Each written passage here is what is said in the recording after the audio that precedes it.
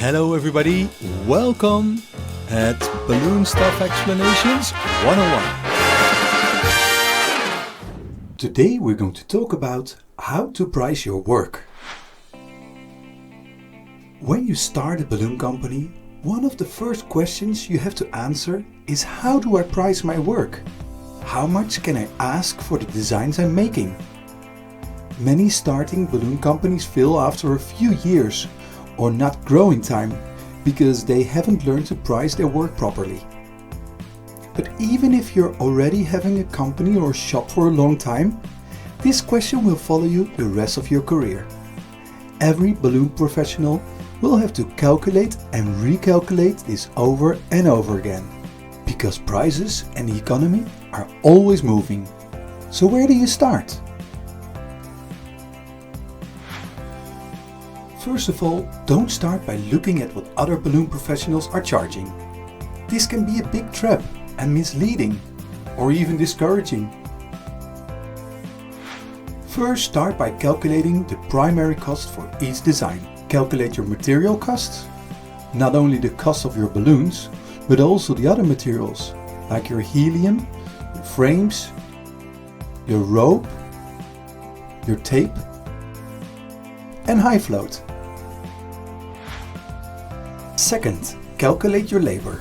How long are you or is your staff working on a design? Even if you are the only one in your company, calculate and charge for your own time. Don't forget to add the time to design and plan the job. The hourly rate you should charge for yourself depends on how much you want to earn, but also should be the minimum of what you would have to pay someone else to do your work. So if you get sick or have another job, you can always hire someone else to do the work without losing money. Otherwise, you won't be able to grow. After calculating the primary cost, calculate your secondary costs. Many costs you make in your company are not directly connected to one design, but need to be covered by all the daily jobs. We call those costs overhead. Think about the rent of your shop or office, the car or van you're driving to do the deliveries, your heating, your electricity bill, your phone bills, the computer you use, and all the administrative costs, but also promotional costs you make. Even the balloon machines you use. At one point they become old and you need to replace them. But also calculate your insurance, your membership costs, and other monthly costs. And costs you pay for your education when you attend online seminars or buy videos or a PDF tutorial. Calculate all your overhead of 1 year and divide it over the amount of projects you estimate you will have the same year. Don't rent an expensive office or start a high monthly loan when you don't know if you will have enough jobs to cover all the bills. Try to keep your overhead low.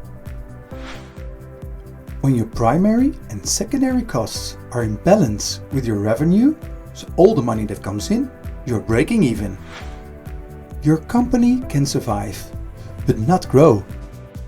And if you have a financial setback, you have no reserves as a backup.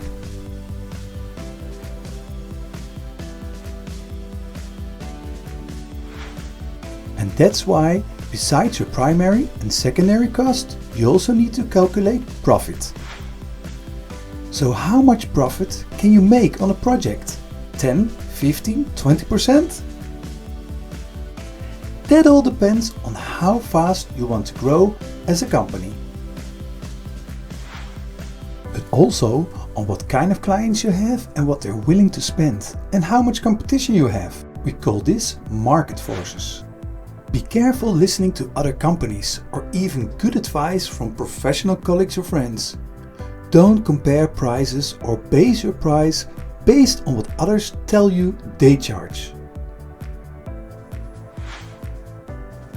If you have a balloon shop in Manhattan or Paris, your overhead will be much higher than, for instance, when you have a little balloon shop in a little village in the countryside.